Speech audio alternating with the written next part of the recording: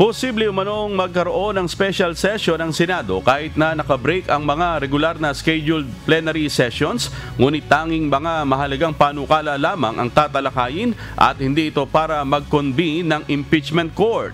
Ayon kay Senate President Senator Francis Escudero, may kapangyarihan ng Senate President na i-agenda ito, ngunit nakasalalay sa plenary ang desisyon kung saan maaaring mag-object ang sinuman.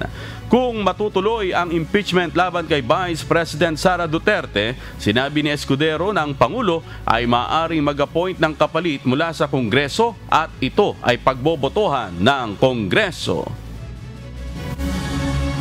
Posible, but that is a subject matter to be decided upon by the plenary. Kasi ang kapangyarihan ng Senate President ay i-agenda lamang ito.